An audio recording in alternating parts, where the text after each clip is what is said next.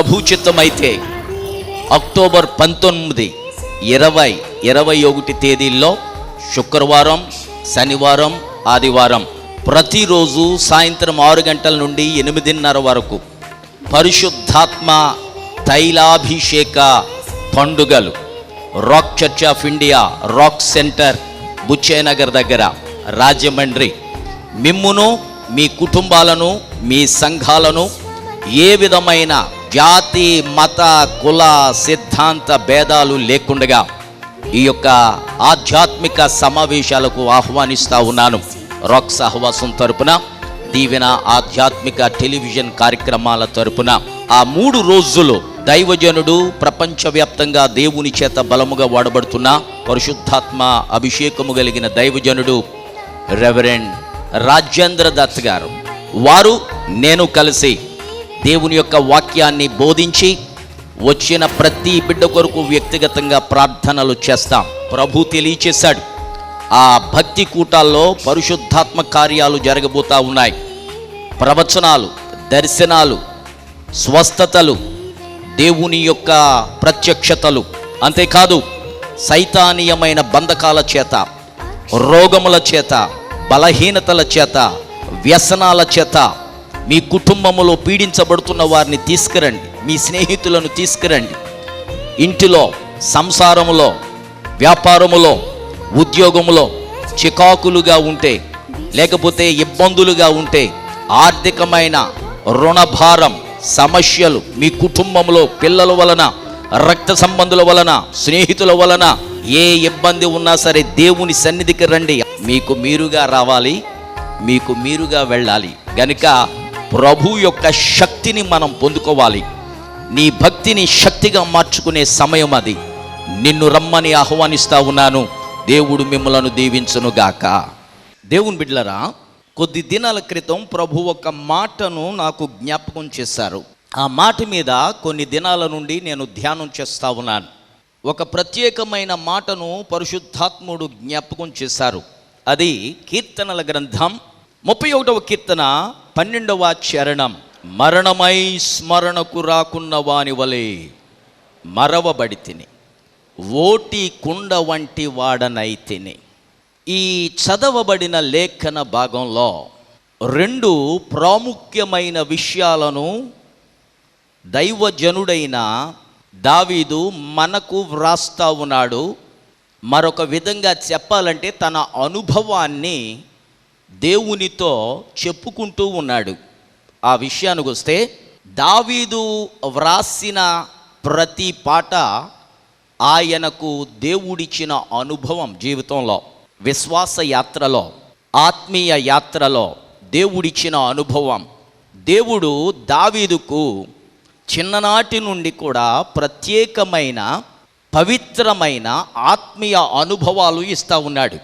ప్రతి పరిస్థితుల్లో, శ్రమల్లో, కష్టాల్లో, ఇరుకుల్లో, ఇబ్బందుల్లో, ఇతరులు ఆయనకు కీడు చేసినప్పుడు, ఇతరులు ఆయనను గాయపరిచినప్పుడు, తన స్నేహితులకే అతడు నిందాస్పదముగా మారినప్పుడు, జనులకు అతడు దూరమైనప్పుడు, ఎంత వీరుడైనా ప్రజలు ఆయనను చూచి పారిపోయే పరిస్థితుల్లో ఆయన ఉన్న ఒక సమయం వచ్చేసరికి బంధువులకు, స్నేహితులకు, ఆత్మీయులకు ఆయన దూరమై మరిచిపోబడిన స్థితి ఒకటి ఆయన జీవితంలో ఎదురైంది. ఈ చదవబడిన లేఖనాల్లో 2 ప్రాముఖ్యమైన మాటలు ఉన్నాయి. నేను ఒక మాటను తీసుకుని ఈరోజు మీతో దేవుని వాక్యాన్ని ధ్యానం చేస్తా, సమయం లేదు గనుక. 2 మాటలు నా మనస్సును ఆకట్టుకున్నవి. ఏమిటి అని అంటే, మరవబడితిని అన్న మాట.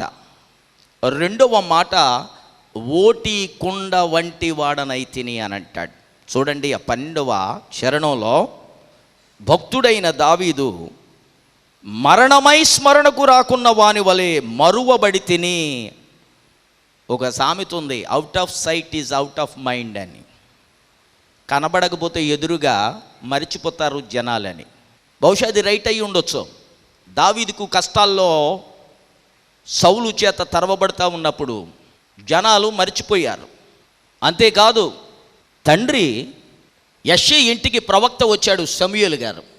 సౌలును కొట్టేశాడు దేవుడు, నీ కొడుకులందరినీ తీసుకురా, నేను సెలెక్ట్ చేయమన్నాడు, ఒకడిని అన్నాడు. సౌలు గారు కొలువులో ఉన్న మిలిటరీ ఫిగర్స్ని అందరినీ పిలిచాడు. అంటే ఇంట్లో మంచి కండబలం, హైటు, వెయిట్, కలరు, కట్టు అన్నీ ఉన్నవాడిని పిలిచాడు. పెద్ద కొడుకులందరినీ మొత్తం 7 పిలిచాడు. విచిత్రం ఏంటంటే ఒకడిని పిలవడం మానేశాడు. మానేలా, ఆయన మరిచిపోయాడు నాన్న. ఏంటంటే వాడు వారికి సూట్ అవడు, వాడు ఆర్మీకి పనికిరాడు, లోకంలో ఎన్నికైన వాడిగా ఎంచబడడు, వాడు గొర్రెలను కాయడానికి మాత్రమే సూట్ అవుతాడు, వాడు పొలాల్లో పని చేయడానికి మాత్రమే సూట్ అవుతాడు, వాడు పనికిరాడని సొంత తండ్రి మరిచిపోయాడు. ఎవరిని ముందుకు తీసుకొచ్చినా దేవుడు అంటాడు ప్రవక్తతో, వీడి కాదు, ఒక్కొక్కడిని చూస్తూ ఉంటే వాడి హైటు, వాడి వెయిట్, వాడి కట్టు, వాడి ఫిగర్లో, వాడి బాడీ బిల్డింగు, అదంతా చూస్తూ ఉంటే వీడే వీడే వీడే అని ప్రవక్త అనుకుంటూ ఉంటాడు. దేవుడు అంటూ ఉంటాడు వీడి కాదు, వీడి కాదు, వీడి కాదు, వీడి కాదు అని కొట్టేస్తూ ఉంటాడు. కొన్నిసార్లు మన కలరు దేవుణ్ణి ఆకర్షించలేదు, కొన్నిసార్లు మన ఫిగర్ దేవుణ్ణి ఆకర్షించలేదు, కొన్నిసార్లు మన క్యాష్ దేవుణ్ణి ఆకర్షించలేదు, మన క్యాస్ట్ దేవుణ్ణి ఆకర్షించదు, మన రిలీజియన్, మన డాక్టరీన్ దేవుణ్ణి ఆకర్షించదు, మన వస్త్రాలు దేవుణ్ణి ఆకర్షించవు, మన ఆభరణాలు దేవుణ్ణి ఆకర్షించవు, మన యొక్క వాహనాలు, మన ఇళ్ళు, మన వాకళ్ళు, మన ఆస్తి, మన అంతస్తు దేవుణ్ణి ఆకర్షించలేదు. దావీదు, his father forgot him to bring him in front of the prophet. ప్రవక్త ముందుకు పిలవడం మర్చిపోయాడు సొంత నాన్న. నీ సొంతోళ్ళే కొన్నిసార్లు నేను మర్చిపోతారు. నాన్న మర్చిపోయాడు కానీ దేవుడు మర్చిపోయాడా పిలవడం దావీదును? సమూయేలుతో అంటాడు, అరే బాబు, మనుష్యుడు బాహ్య రూపాన్ని లక్ష్య పెడతాడు కానీ దేవుడు అంతరంగాన్ని లక్ష్య పెడతాడు. చూడు, అడిగా ఆయన ఇంకెవరైనా ఉన్నారా అని చెబుతాడు అసలు విషయం. అంటే బాబు, ఎవరిని తీసుకొచ్చినా దేవుడు కాదంటున్నాడండి. జెస్సీ గారు దేవుడు ఈ హైట్లు వెయిట్లు కాదంటున్నాడండి.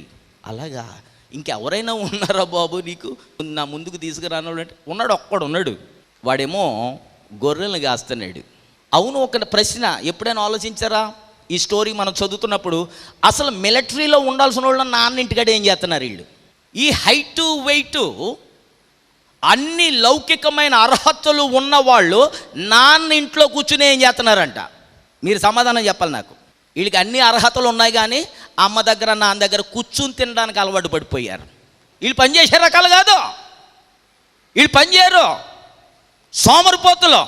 హైట్ ఉంది, వెయిట్ ఉంది, కలర్ ఉంది, కట్ ఉంది, ఫిగర్ ఉంది, కానీ అడుగు బయటికి వెళ్ళారు, కష్టపడలేరు, చెమట పట్టకూడదు, ఇస్త్రీ బట్టలు నలగకూడదు, ఎలాగ ఆరాధనకు వస్తామో అలాగ వెళ్ళిపోవాలి అంతే. ఈ యెష్షయికి అన్ని అర్హతలు ఉన్న కొడుకులు ఉన్నారు. వాళ్ళు లోకంలో ఏదైనా పని చేయాలి కదా. సౌలు మిలిటరీలో ఉండాలి కదా, ఆర్మీలో ఉండాలి కదా, యుద్ధాలు జరుగుతాయి కదా. వీళ్ళు ఇంటికాడ ఏం చేస్తున్నారు? నాన్న ఇంటికాడ ఏం చేస్తున్నారు?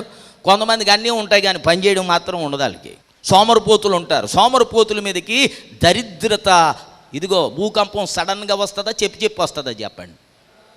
భూకంపం వచ్చినట్టు వస్తుంది, సునామీ వచ్చినట్టు వస్తుంది. సునామీ 6 నెలలు నోటీస్ ఏమైనా ఇస్తుందా మనకి?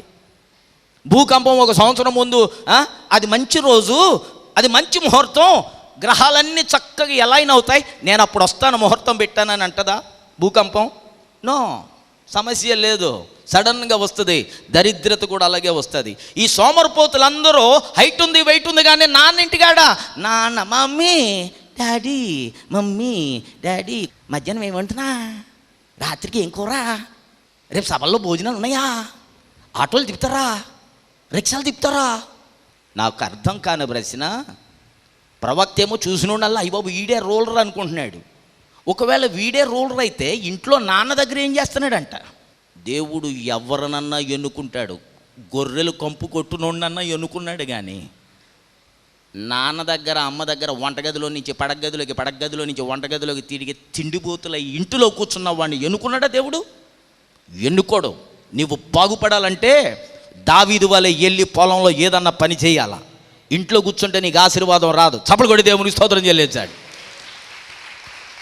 నాన్న మర్చిపోయాడు కానీ దేవుడు దావీదును మర్చిపోలేదు. జనం మర్చిపోయారు కొన్ని సమయాల్లో దావీదును. ఆ పైనే అంటాడు 11వ వచనం, నా శత్రువులందరికీ నేను నిందాస్పదుడనయ్యాను, నా పొరుగు వారికి విచార కారణంగా ఉన్నాను, నా నెలవరులకు పరిచయమైన వారికి భీకరుడనై ఉన్నాను. వీధిలో నన్ను చూచేవారు నా ఎదుటి నుంచి పరిగెత్తుకుపోతారు అసలు నేను కనబడితే. కానీ అందరూ మర్చిపోయారండి, నన్ను అందరూ మర్చిపోయారేంటి? అలాంటి అనుభవంలోనికి దేవుడు తీసుకెళ్ళాడు. అప్పుడు అంటాడు, మరణమై స్మరణకు రానివాడి వంటినైతిని అని రెండో మాట మీద ప్రభు నన్ను మాట్లాడమన్నాడు. ఏంటి అదంటే, ఓటి కుండ వంటి వాడనైతిని, పగిలిన పాత్ర. ఓటి కుండ అన్న మాట పూర్వకాలం భాష, మన పూర్వీకులు వాడిన మాటలవి. ఓటి కుండ, పగిలిన కుండ. మట్టి కుండ పగులుతుంది. మన ఆలోచనలో, అనుభవంలో దేవుడు పగిలిన వాటిని వాడుకొనడు అనే బోధలకు మనం అలవాటు పడ్డాం. కానీ దావీదు యొక్క అనుభవంలో మనం చూస్తే ఒక విచిత్రమైన మాట ఆయన వాడతాడు. నేను ఓటి కుండ వంటి వాడనైతినే, I am like a vessel, like a pot, like a jar that is broken. పగిలిన ఒక కుండ, ఒక పాత్ర, ఒక జగ్గు, ఒక జాడి. ఏమైంది దావీదునకు? ఇంత భయంకరమైన సమస్య వచ్చింది అని అనుకుంటే, దావీదును దేవుడు ఒక ఉన్నతమైన స్థితికి తీసుకెళ్ళడానికి ఆయన ఒక ప్రణాళిక సిద్ధం చేశాడు. ఆ ప్రణాళిక సిద్ధం చేశాడు. కానీ సడన్గా గొర్రెల దగ్గర నుంచి తీసుకెళ్ళి సింహాసనం మీద కూర్చోబెట్టాడు అనుకోండి, దావీదు ఆ సింహాసనాన్నే కాదు, దేవుని ప్రణాళికను కూడా పాడు చేసేస్తాడు. ఎప్పుడు దేవుడు ఒక వ్యక్తిని పెద్ద చెయ్యాలని అనుకుంటే, కష్టాల అనుభవములో నుండి, శ్రమల అనుభవములో నుండి, శోధనల అనుభవములో నుండి, ఇబ్బందులు, రోగాలు, ప్రమాదాలు, నిందలు, ఉచ్చులు, ఉరులు అనే అనుభవములో నుండి దేవుడు ఒక వ్యక్తిని తీసుకెళ్తూ, పాఠాలు నేర్పిస్తూ, సానబడుతూ, శోధిస్తూ, పరీక్షిస్తూ, విరగగొడుతూ ఆయన చివరికి ఉన్నతమైన స్థితికి తీసుకెళ్తాడు. ఎందుకో తెలుసా? ఆ స్థితికి తీసుకెళ్ళిన తర్వాత పాడు చెయ్యకుండా ఉంటాడు, పాడవకుండా ఉంటాడు, పతనం అవ్వకుండా ఉంటాడు, నాశనం కాకుండా ఉంటాడని. దేవుని ఆశీర్వాదాలు ఏదో నేను ప్రార్థించే అమ్మమ్మకు, నాన్నమ్మకు, తాతయ్యకు, పాదిరికి దగ్గర ఉంటున్నాను కాబట్టి నాకు ఆశీర్వాదాలు వచ్చేస్తాయి, నేను సంఘ పెద్ద కొడుకుని, పాదిరి కొడుకుని అనుకుంటే ఎవరికి రావు. దావీదుకు ఒక ఉన్నతమైన ప్రణాళిక దేవుడు తయారు చేశాడు. ఆ ప్రణాళికను దావీదు పట్ల నెరవేర్చాలనుకున్నాడు. కానీ సడన్గా తీసుకెళ్ళి అక్కడ కూర్చోబెడితే దావీదుకు కూడా అర్థం అవ్వదు, చెడగొట్టేస్తాడు. యెషయా గ్రంథంలో ఉంది కదా, నేను నిన్ను పుటము వేసి తిని, వెండిని నిర్మలము చేయు రీతిని కాదు, ఇబ్బందుల కొలిమిలో నేను నిన్ను పరీక్షించి తిని. దేవుడు కంసాలి అగ్నిని వాడిన రీతిగా, కుమ్మరి సారెను వాడిన రీతిగా దేవుడు ఇబ్బందులను వాడతాడు మన విశ్వాసాన్ని పరీక్షించడానికి. ఆ విశ్వాసము పరీక్షించబడినప్పుడు కొన్నిసార్లు లోకస్తులను వాడతాడు, కొన్నిసార్లు విశ్వాసులను వాడతాడు, కొన్నిసార్లు రక్త సంబంధులను వాడతాడు, కొన్నిసార్లు నువ్వు కట్టుకున్న వాడిని, కట్టుకున్న దాన్ని వాడతాడు, కొన్నిసార్లు నీ పిల్లలను వాడతాడు, కొన్నిసార్లు నీ అన్నదమ్ములను వాడతాడు. యోసేపు జీవితంలో చూడండి, దావీదు జీవితంలో చూడండి, ఆ అనుభవాలు మనకు కనబడతాయి. నేను నిన్ను పుటము వేశాను, I have refined you not as silver, వెండిని పుటము వేసినట్టు కాదు, ఇబ్బందుల కొలిమి, in the furnace of trials and tribulations, in the midst of problems. సమస్యల నడుమ నేను నీ విశ్వాసాన్ని పుటము వేశాను అని బైబిల్ మనతో మాట్లాడుతూ ఉంది, దేవుని యొక్క వాక్యం. జాగ్రత్తగా వినాలి మీరు వాక్యం. ఇర్మియా 18వ అధ్యాయంలో దైవజనుడైన ఇర్మియా దగ్గరకు యెహోవా వాక్కు ప్రత్యక్షమై, ఇర్మియా నీవు లేచి కుమ్మరి వాని ఇంటికి వెళ్ళు, అచ్చట నా మాటలు నీవు వింటావు. ఇక్కడ కూర్చున్న దగ్గర మాట్లాడవా నాతో? ఇక్కడ మాట్లాడను.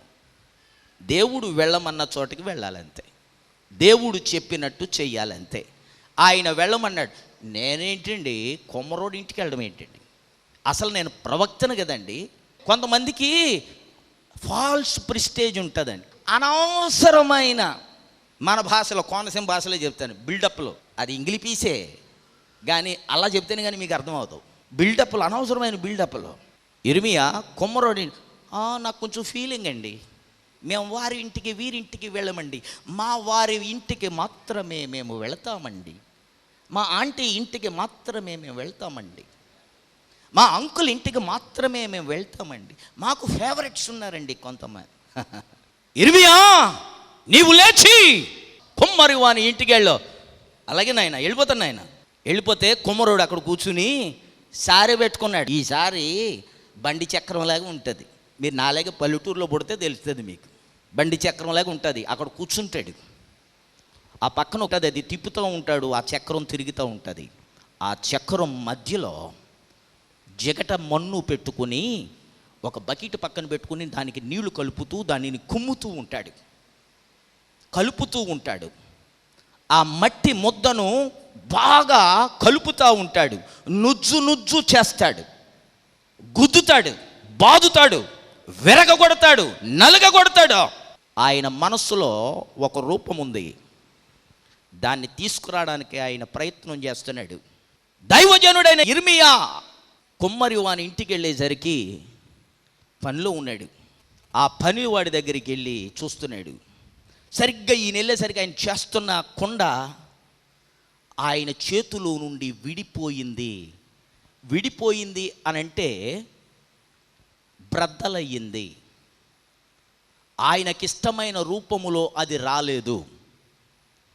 కొండ విరిగిపోయింది, వీడిపోయింది. ఏం చేశాడో తెలుసా? ఈ మట్టి బాగోలేదు, ఈ కొండ బాగోలేదు, ఇది నా చేతిలో విరిగిపోయింది, తీసి పడేద్దరని నేను అనుకోలేదు. ఈ యొక్క ప్రవక్త చూసిన విషయం ఈ కుమ్మరి దగ్గర, దానిని మరలా నలగగొట్టి తన హృదయములో మనస్సులో ఉన్న ఆ రూపము దానికి ఇవ్వడానికి ఉపక్రమించాడు. నీ రూపం, నీ ఆత్మీయ రూపం, దేవుడు నీ కొరకు నా కొరకు ఒక రూపాన్ని సిద్ధం చేశాడు. దట్ రూపం, that image is none other than the image of Jesus Christ. యేసు క్రీస్తు రూపములోనికి మనల్ని మారుస్తున్నాడు. మార్చే ఆ యొక్క క్రమములో, ప్రాసెస్లో ఏం జరుగుతూ ఉంటుందంటే కొన్నిసార్లు ఆయన చేతిలో ఉన్న మట్టి విడిపోతూ ఉంటుంది, పగిలిపోతూ ఉంటుంది. ఆయన కావాలనుకున్న రూపము దానికి రాదు. అప్పుడు ఏం చేస్తాడు? ఈ మట్టి బుద్ధి అంతే అని చెప్పి పారేయడు. ఆయన మరలా దానిని చక్కగా నుజ్జుగా చేసి, గుజ్జుగా చేసి, నలగగొట్టి, ముద్దగా చేసి ఆయన మరలా దానికి రూపం ఇవ్వడానికి ప్రయత్నం చేస్తాడు. ప్రవక్త దగ్గరకు ప్రభువు ఈ సందేశాన్ని పంపడానికి కారణం ఏంటి తెలుసా? దేవుడు ఎప్పుడు ప్రకృతి సంబంధమైన విషయాలలో నుండి ఆత్మ సంబంధమైన విషయాలు చెబుతాడు. యేసయ్య ఎప్పుడు నోరు తెరిచిన ఒక ఉపమానం వాడేవాడు. ఎందుకంటే ఉపమానం లేకుండా మనకు బోధ చేస్తే మనము గ్రహించడానికి దేవదూతలం కాదే, జ్ఞానులము కాదే, మనము వెర్రివారం, మనము మట్టి మనుషులం. మట్టి సంగతులతోటే దేవుడు మనకు బోధ చేస్తే ఆత్మీయ సంగతులను అర్థం చేసుకుంటామన్న ప్రణాళికతో దేవుడు ప్రతిసారి భూ సంబంధమైన వాటినే ఆయన వాడాడు. ఆయన మాట్లాడిన ప్రతిసారి ఎప్పుడు నోరు తెరిచినా ఆయన ఉపమానం వాడేవాడు. ఉపమానం లేని ఎడల ఆయన మాట్లాడేవాడు కాదు. ఓటి కుండ, పగిలిన కుండ, బ్రోకెన్ వెసెల్. బైబిల్లో కొన్ని రకాలైన పాత్రలు కనబడతాయి. రోమపత్రిక 9వ అధ్యాయములో సృష్టికర్త దగ్గరకు సృష్టి వెళ్ళి, కుమ్మరి దగ్గరకు కొండ వెళ్ళి, నాకు ఈ రూపం ఎందుకు ఇచ్చావు, నాకు ఈ ఆకారం ఎందుకు ఇచ్చావు, ఎందుకు నన్ను ఈ రూపంలో సృష్టించావు అనడానికి వీలు లేదు అని దేవుని యొక్క వాక్యం అక్కడ పలుకుతూ ఉంటుంది. ఒక కుటుంబంలో ఒకడు పొడుక్కుంటాడు, ఒకడు పొట్టుకుంటాడు, ఒకడు లావుగుంటాడు, ఒకడు బక్కగా ఉంటాడు, ఒకడు ఎర్రగా ఉంటాడు, ఒకడు నల్లగా ఉంటాడు. ఒకడికేమో చిన్నప్పుడే 15 సంవత్సరాలకే తల మొత్తం ఊడిపోతుంది, ఒకడికి 90 సంవత్సరాలు వచ్చిన గొర్రుబొచ్చులాగానే ఉంటుంది, అడిగి తల ఊడదు. అంతే. పితరులకు ప్రతిగా దేవుడు అమ్మా మా అక్కకి ఎర్రటి రంగు వేసావు, నాకు నల్ల రంగు వేసావంటే మీ అమ్మ ఏమైనా పెయింట్ వేసిందా? మీ పితరుల్లో ఒకడెవడో నల్లగా ఉన్నాడు, ఎవడో ఒకడు ఎర్రగా పుట్టాడు. రంగులో ఏమీ లేదు, క్యారెక్టర్లో ఉంది. అందంలో ఏమీ లేదు, గుణములో ఉంది. 2 తిమోతి 2:20 చదవండి. గొప్ప ఇంటిలో వెండి పాత్రలను, గొప్ప ఇంటిలో వెండి పాత్రలను, బంగారు పాత్రలను మాత్రమే గాక కర్రవియు మంటివియు వుడెన్ వెసల్స్, ఎర్తన్ వెసల్స్, మట్టి పాత్రలు, చెక్క పాత్రలు, ఘనమైన పాత్రలు, మంటివియు కూడా ఉండును. వాటిలో కొన్ని ఘనతకు వాడే పాత్రలు, ఘనమైన పాత్రలు, కొన్ని ఘనహీనమైన పాత్రలు. ఎవడైనను వీటిలో అంటే పైన కొన్ని మాటలు చెప్పాడు, వ్యర్థపు మాటలు, కొరుకుడు పుండు వంటి మాటలు.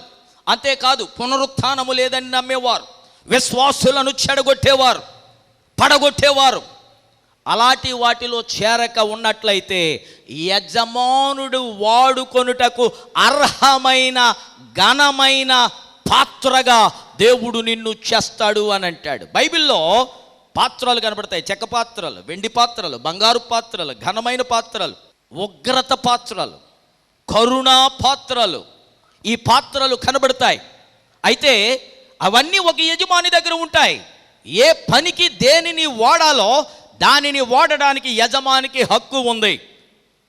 నన్ను చెక్కగా ఎందుకు చేశావు, నన్ను మట్టి పాత్రగా ఎందుకు చేశావు, నేను బంగారపు పాత్రగా ఎందుకు చేశావు, నన్ను సిల్వర్ వెసల్గా ఎందుకు చేశావు అని వెళ్ళి సృష్టికర్తను అడగడానికి వీలు లేదు అని రోమా 9వ అధ్యాయంలో పరిశుద్ధాత్ముడు మనతో మాట్లాడుతూ ఉన్నాడు.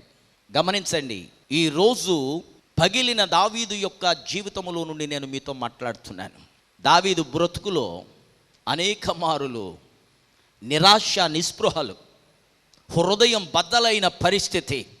51వ కీర్తన మనము చదువుతూ ఉంటే ఆ కీర్తనలో దేవునితో మాట్లాడుతూ ఆయన ఒక మాట అంటాడు, దేవా, విరిగిన మనస్సే దేవునికి ఇష్టమైన బలులు. దేవా, విరిగి నలిగిన హృదయమును నీవు అలక్ష్యము చేయవు. God will not despise A broken heart. పగిలిన హృదయాన్ని, విరిగిన మనస్సును, కృంగిన మనస్సును, పగిలిన జీవితాన్ని, హృదయాన్ని దేవుడు అలక్ష్యము చేయడు. మనమైతే పాడైన పగిలిన పాత్రలను పక్కన పెట్టేసి మంచి పాత్రలను మాత్రమే వాడతాం. అది మన నైజం, అది మన మెంటాలిటీ. కానీ దేవుడు ఒక పాత్ర పగిలితే ఆ పగిలిన పాత్రను కూడా ఆయన తన మహిమకరమైన పాత్రగా మలుచుకోవడానికి అర్హుడని దావీదు యొక్క జీవితంలో మనకు కనబడుతుంది.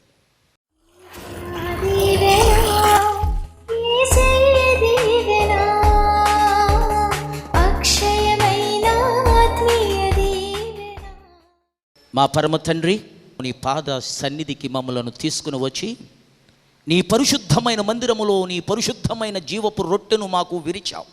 గిద్యోను కుండలను పగలగొట్టాడు.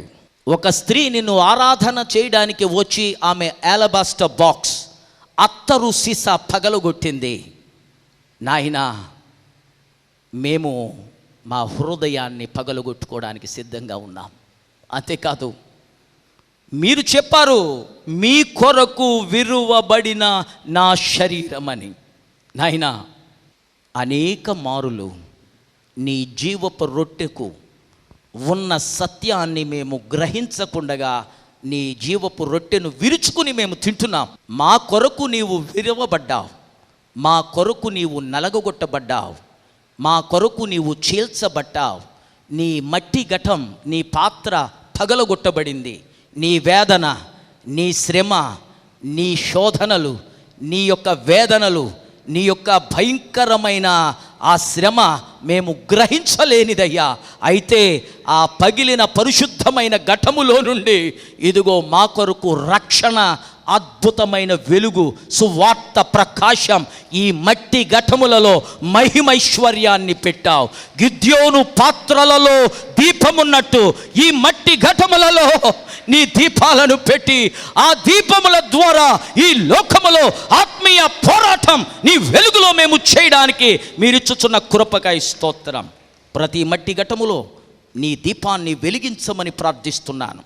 మేము నిన్ను స్తుతిస్తూ ఉండగా మేము ఎదుర్కొంటున్న ప్రతి శోధన మేము జయించి నీలో ముందుకు సాగే భాగ్యం మాకు దయచేయండి.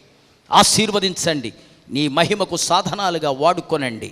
యేసు నామమున అడుగుచున్నాను మా పరమ తండ్రి, ఆమేన్. తండ్రి, కుమార, పరిశుద్ధాత్మ దీవెనలు బిడలారా మీకు నిరంతరము తోడయుండును గాక, ఆమేన్. ప్రభు చిత్తమైతే అక్టోబర్ 19, 20, 21 తేదీల్లో శుక్రవారం, శనివారం, ఆదివారం ప్రతిరోజు సాయంత్రం 6 గంటల నుండి 8:30 వరకు పరిశుద్ధాత్మ తైలాభిషేక పండుగలు Rock Church of India, Rock Centre, Buchchenagar దగ్గర, రాజమండ్రి. మిమ్మును, మీ కుటుంబాలను, మీ సంఘాలను ఏ విధమైన జాతి, మత, కుల, సిద్ధాంత భేదాలు లేకుండగా ఈ యొక్క ఆధ్యాత్మిక సమావేశాలకు ఆహ్వానిస్తూ ఉన్నాను. రాక్ సహవాసం తరపున, దీవెన ఆధ్యాత్మిక టెలివిజన్ కార్యక్రమాల తరపున ఆ 3 రోజులు దైవజనుడు, ప్రపంచవ్యాప్తంగా దేవుని చేత బలముగా వాడబడుతున్న పరిశుద్ధాత్మ అభిషేకము కలిగిన దైవజనుడు రెవరెండ్ రాజేంద్ర దత్ గారు, వారు నేను కలిసి దేవుని యొక్క వాక్యాన్ని బోధించి వచ్చిన ప్రతి బిడ్డ కొరకు వ్యక్తిగతంగా ప్రార్థనలు చేస్తాం. ప్రభు తెలియచేశాడు, ఆ భక్తి కూటాల్లో పరిశుద్ధాత్మ కార్యాలు జరగబోతా ఉన్నాయి. ప్రవచనాలు, దర్శనాలు, స్వస్థతలు, దేవుని యొక్క ప్రత్యక్షతలు, అంతేకాదు సైతానీయమైన బంధకాల చేత, రోగముల చేత, బలహీనతల చేత, వ్యసనాల చేత మీ కుటుంబములో పీడించబడుతున్న వారిని తీసుకురండి. మీ స్నేహితులను తీసుకురండి. ఇంటిలో, సంసారములో, వ్యాపారములో, ఉద్యోగములో చికాకులుగా ఉంటే, లేకపోతే ఇబ్బందులుగా ఉంటే, ఆర్థికమైన రుణభారం, సమస్యలు మీ కుటుంబంలో పిల్లల వలన, రక్త సంబంధుల వలన, స్నేహితుల వలన ఏ ఇబ్బంది ఉన్నా సరే దేవుని సన్నిధికి రండి. మీకు మీరుగా రావాలి, మీకు మీరుగా వెళ్ళాలి. గనుక ప్రభు యొక్క శక్తిని మనం పొందుకోవాలి. నీ భక్తిని శక్తిగా మార్చుకునే సమయం అది. నిన్ను రమ్మని ఆహ్వానిస్తా ఉన్నాను. దేవుడు మిమ్మలను దీవించునుగాక. Our phone numbers are 9440272335 and 99590479993 and 0883246248. May God richly bless you.